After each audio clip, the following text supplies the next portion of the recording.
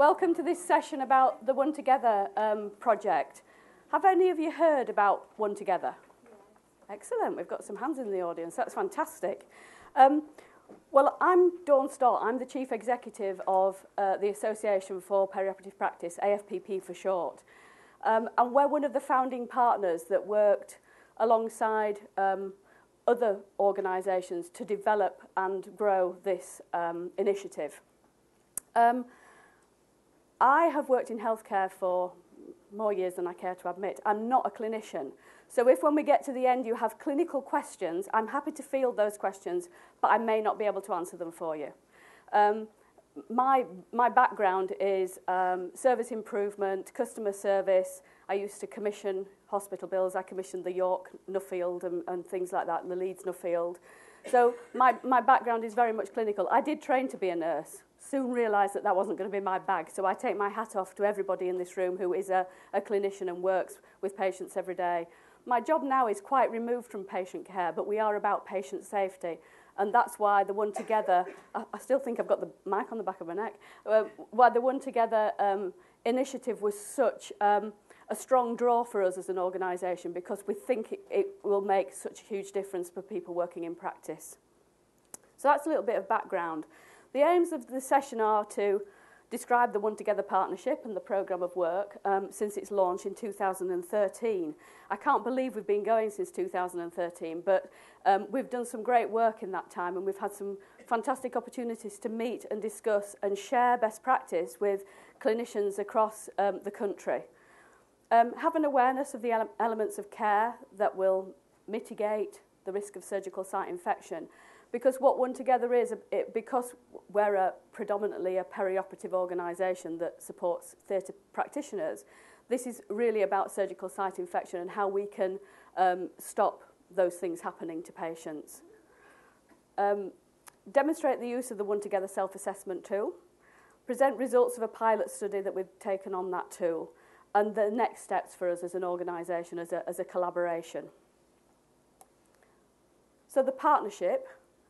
The founding partners were ourselves, AFPP, the Infection Prevention Society, for obvious reasons, CODP, which look after ODPs in theatre, so they're the professional body for operating department practitioners, the Royal College of Nursing, and 3M is our sort of industry partner. They're the founders, and they're the people who came up with the idea and then started the collaboration. So we were formed in 2013. Our sole objective is to support clinical staff to ensure that the best infection prevention practice is provided to every patient that undergoes surgery. And material agreed by the partners, so we do a lot of work around tools and aids to support practitioners in their environment, but it's free from commercial influence. So we all agree what's going to be put out there. We have specialists, we not buy in knowledge, but we encourage people to, we always give them a nice lunch, and that's always a good opportunity for people to come and work with us. So they can help us support and distribute the designs and the educational material without copyright. So everything we do is available for you to use and to download off the One Together website. And there's a lot of stuff on there that will support you. I just want you to watch this video. The butterfly effect is the theory that one action, as small as the flap of a butterfly's wings, can lead to powerful changes in the weather halfway around the world. Imagine if we could harness the power of small actions to create global change in the way we fight preventable healthcare-associated infections. HAIs have devastating consequences, and we've been trying to solve the issue for more than a decade, but it's complex and there's no single solution for the UK. While we know we're making progress with infection prevention, it's hard to see the wins, and you may never see the flap of the butterfly's wings that changes the weather, and you may never witness the patient benefits, all made possible by the life-saving contributions you make every day. We are making improvements, but it's clear that when we're all united for a common purpose, the possibilities are endless. By beating our wings together, one patient, one practitioner, one hospital at a time, our individual success is amplified to global proportions. One Together, The Power of Small Actions is a movement for healthcare professionals to share resources, discuss national guidance, build a community and get the support to make a difference to patient outcomes. We hope the flap of a butterfly's wings will attract the interest, endorsement and participation of healthcare professionals like you. Join us. We are one together.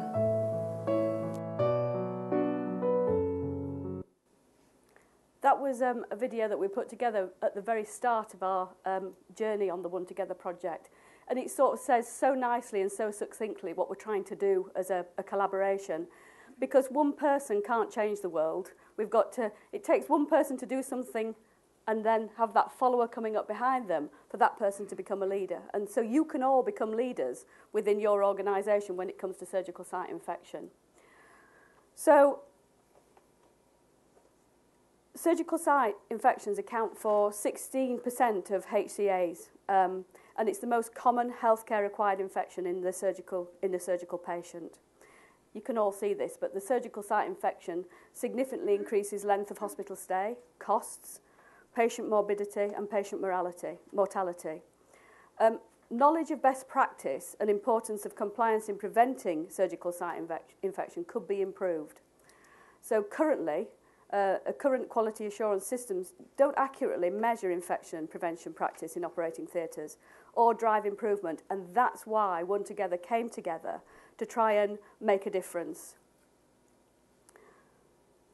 How many of you know, how many of you work in theatres?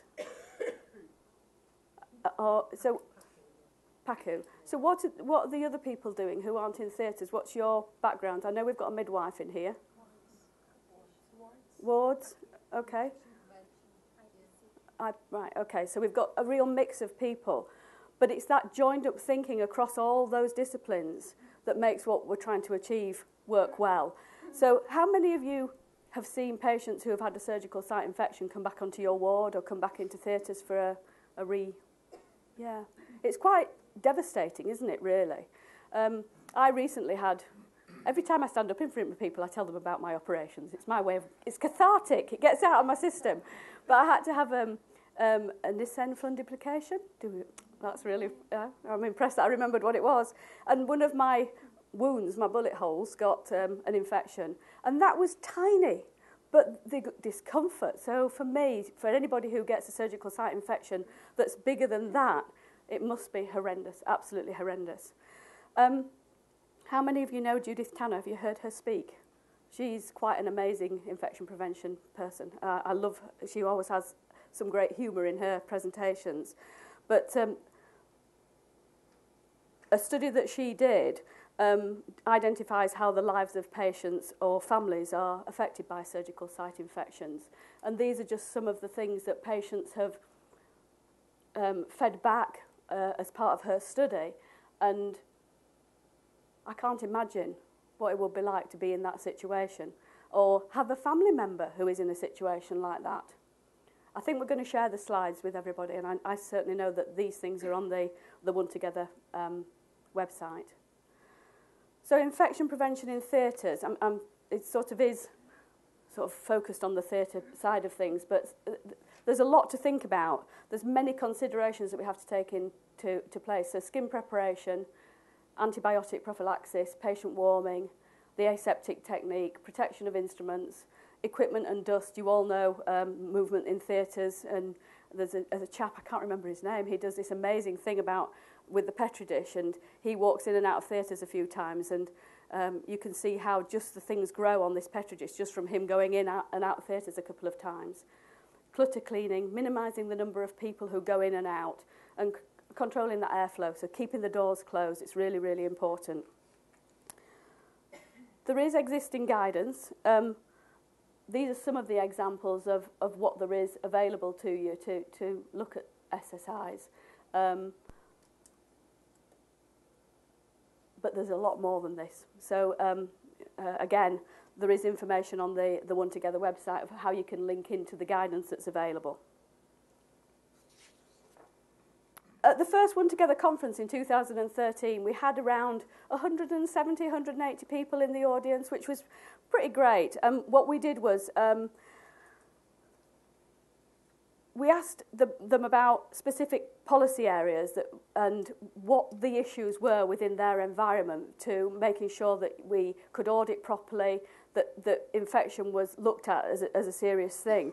So we asked them to identify current practice and compliance with policy.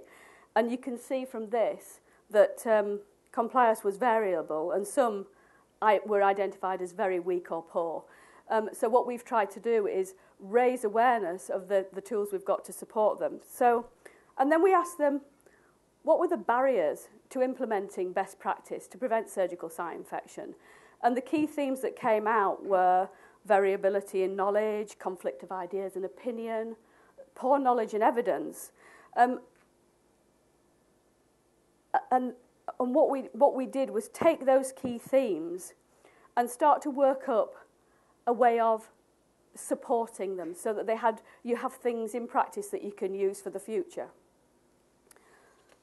So the 7 that we decided to concentrate on were skin preparation, antibiotic, that's right, isn't it? Antibiotic prophylaxis, patient warming, instrument management, surgical environment, wound management and surveillance. And we built a flowchart to support. Has anybody seen this? I was going to bring some with me today and I forgot to put them in my bag. But this was just a flow of the patient's journey as they're going through a surgical intervention, and how we can intervene, and the things that we can look out for, the things that we can do to make sure that that patient finishes their surgical journey without an infection. And the poster was produced with standards and guidance that were with recommendations to reduce the risk of infection along that patient surgical pathway. And it is available on the website as well, and from us as organisations. So if anybody wants copies of this for your theatres or for your environment, just let me have your details and I'll send them out to you. So the One Together Infection Prevention Self-Assessment Tool for Theatres. Now that's a mouthful in itself, isn't it? We should have acronymed that. But what we decided was that there was a need to define standards of care in order to improve knowledge and drive compliance and everything.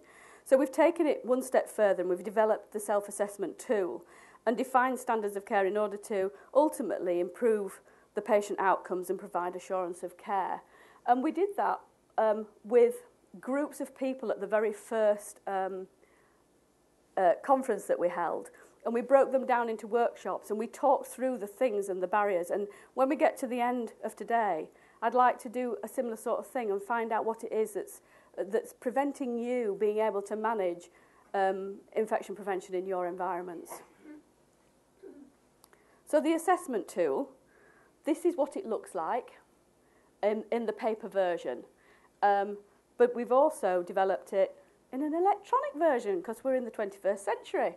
And you can download this, and it goes through each of the different disciplines that we identified as being problem areas and things that we felt were lacking when it came to surgical site infections. So how it works. It assesses against defined standards for each key aspect of infection prevention. And the standards are based on existing evidence. So we haven't redeveloped the wheel or anything like that. We've used NICE as one of our guiding principles. And the self-assessment process looks for a defined standard, so a written local policy that you have within your environment, and evidence that that standard is routinely applied in practice. So it isn't rocket science, isn't audit, is it, at the end of the day? It's about going in, having a look. If it's not there, what are you going to do about it? So we'll come on to that.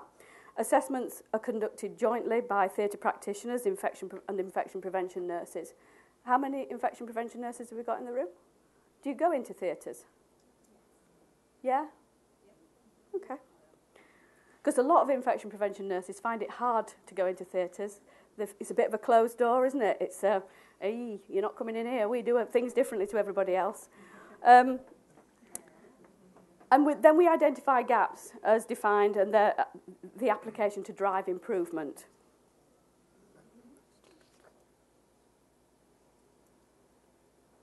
So the collaboration between theatre staff and infection prevention nurses. We asked one of the questions at the last event that we had. One of the voting questions was, does an infection prevention nurse come into your theatre environment? And interestingly, for collaboration between theatres and infection prevention, we asked delegates if this happened, and 48% of the people there, out of probably about 180 delegates, said that the infection prevention nurse did not spend any time in the theatres. And the reason for that was that they felt a little bit like a lamb going to the slaughter.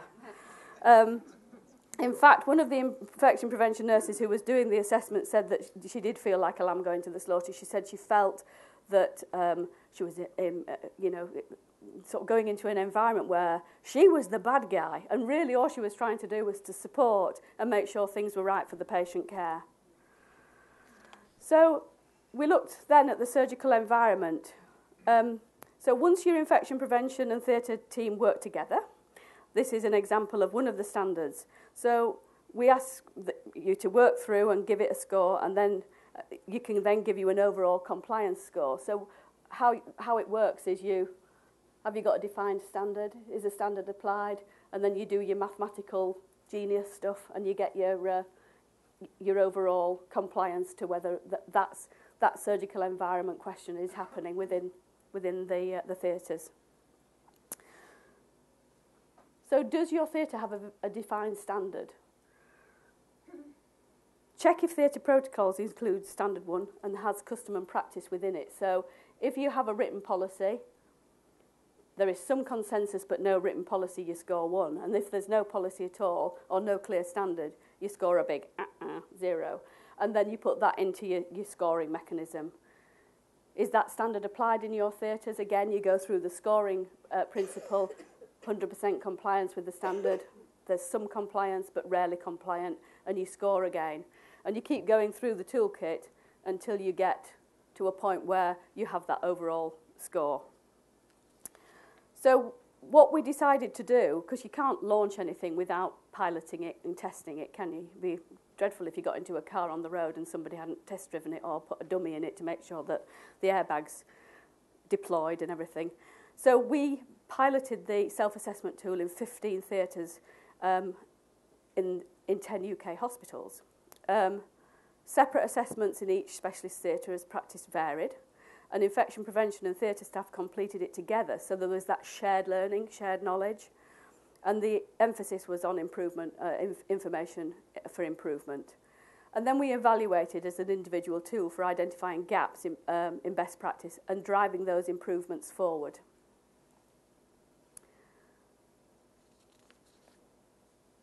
So what they did was focus on one department, and they started by going through the tool with the link infection prevention lead, asked some questions of different members of staff.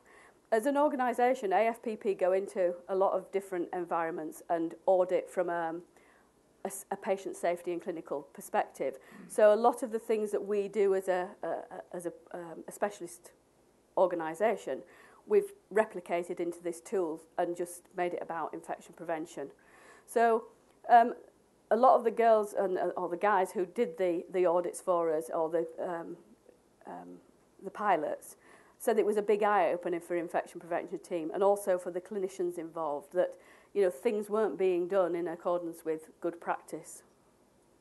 So the things that they found, even in individual hospitals, there was variations in practice across the different theatres. There was a lack of awareness of policy. Does this sound familiar? Limitations and gaps in written standards, issues with availability of equipment. Patient instructions were mostly verbal, which, of course, when you're a patient, even me as a professional, when you're a patient, you don't hear all the things that are being said to you. And the biggest gaps in warming were in warming all throughout the patient journey.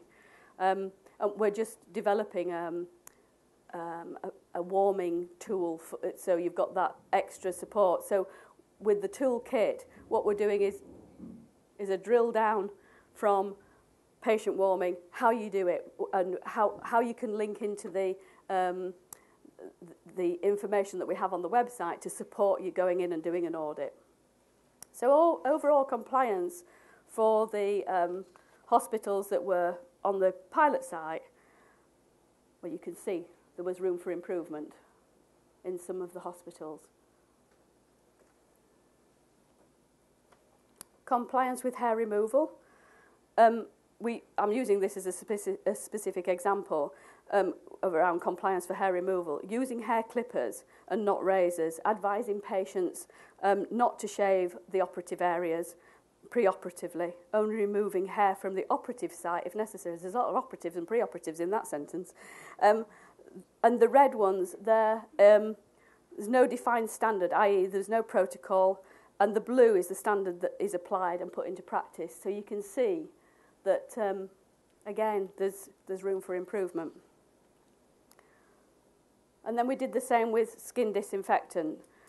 We defined skin disinfection as a process that states that the special agent, application method, timing, and the person responsible. And again, the red is non-compliant and blue is compliant. So again, there was room for improvement across the pilot sites. I'm not going to go through all these in great detail, but post-operative warming was far higher than pre-operative warming. And the last time we met as a collaboration, we were talking about pre and post-op warming, and there was a lot of contention in the room about how we should do it right, and how and a lot of hospitals and a lot of organisations, they don't think about keeping the patient at an ambient temperature before they go into theatres, but we think about keeping them warm afterwards. So there's a link there with the wards and as we're taking patients down to theatre. So when you've done all your audits and you've gone in and you've seen how compliant you are as an organisation, the principle is that any gaps are identified from actions on this improvement plan. This is a suggested plan. It is available for you to download. And what actions are required to improve compliance? It's just an example of an action plan, but the template's there for you to use, as I say. And how do you prioritise your actions? Do you struggle, if you find something as an infection prevention nurse, or you know something's not right in your environment, do you struggle with getting things changed with your senior managers? Yeah, okay. I'm going to come back to that a little bit, but there are a number of ways in which a team may prioritise actions for improvement in order of your compliance score. So you'll go through and you'll do your 2, 1 and your 0, and you'll decide which of those was the highest or the lowest, and whether that's the first one you want to do. Speed of implementation, because sometimes, like the butterfly wings, it just takes one small action to make that very big change. So again, sort of speed of implementation could be a reason for prioritising. And risk assessment. If you don't comply, what impact is this going to have on the patients as they go through their journey? And One Together recommends that the results from the assessment and action planning and prioritisation should be reviewed and approved by the local multidisciplinary team. Do you have a multidisciplinary team in your environments? Yeah? Oh, that's good. When you're making your improvements, it's always good to agree where the focus needs to be, what could be changed easily, what needs more energy and more complex implementation to deal with it. Meetings and discussions with key stakeholders, focus on the process, look closer, ask what, why, when, how and who. It's often good to get a fresh pair of eyes, isn't it? I always say that to new members of our HQ team when they come in. If you can see anything that I'm missing, tell me, because fresh pair of eyes is always good. And then this journey towards improvement, they're the things that the tool gives you leverage to challenge poor practice, because if you've filled out this application form, if you filled out this toolkit, my mind was on new members of staff, you see, coming into the organisation. If you filled out the toolkit and you can show and you've got documentary evidence to prove that things aren't going the way that they should be or being done in the way that should be, that can drive improvement and it does give you leverage. Change doesn't happen overnight, it needs perseverance. Start from the easy and work your way up to the most challenging. Don't jump with a solution immediately. Always look closer. How many times? I can always remember when I was starting out in my career, I was a secretary, and I could always remember, usually women, and I'm a woman boss now, so you have to be careful what you say, but they used to say, I want you to do this, and I want it doing now. And you'd think, yeah, okay, but you'll change your mind in a couple of days. And then they'd come out and go, you know that thing that I asked you to do? Did you do it? No. Good, right, I want to do it a different way. So always sort of had that introspective look at things. Work with those people who want to work with you first. Keep focus on the why. Why are we doing this? And it's all, for me, it's about the patient. The patient has to be at the centre of everything that we do. Be realistic, know what works in your culture, and celebrate your successes. How often do we say, fantastic, great job, you know? And when you get to that point, going back to your infection prevention nurse, this is how she feels now, because she's built up that relationship with the people in theatres and she feels able to go in and have that relationship. I think that's been photoshopped personally. Don't think it's real. So the next steps for One Together are the development of practice improvement toolkits. So where we've got the toolkit, what we're doing, like I said earlier, is drilling down so that you've got that support mechanism underneath to be able to help you support localised quality improvement programmes, which can include educational materials and examples of documents, so you've got those, so you're not reinventing things all the time. Our next conference, and if you want to come to it, you need to be fast, because we've got 300 places, and I think 250 of those have gone already.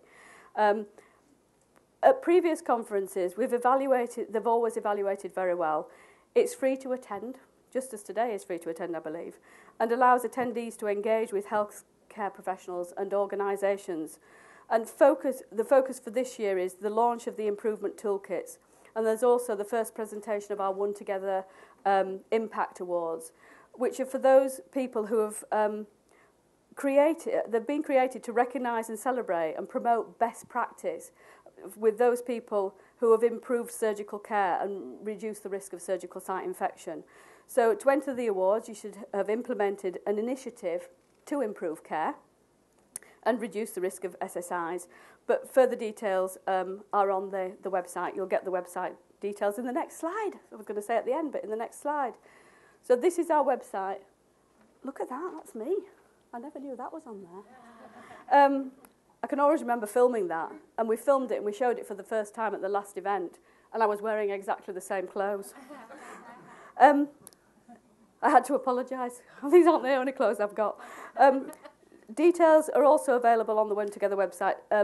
It says on the presentation here that it's due to go live soon, but it is actually live now, and you can download all the different elements of the toolkit that we've been talking about. So follow us on Twitter, but with caution. When we were setting this up and deciding on our Twitter handle, @OneTogether was a young lady that was following only 3 people, David Blaine and the Kardashians. And that's not quite the image that we want to promote. So we decided on One Together UK. So that's who she was following, David Blaine. In fact, if you forget the UK, it couldn't be further away from what we're trying to, for what One Together stands for. Unlike David Blaine, we're not about creating illusions that amazing things are happening. We're about small actions that have an impact. And we're, unlike Kim Kardashian, we're not about increasing the size of things. We're about reducing surgical site infections and the negative impact that they have on our patients. Thank you.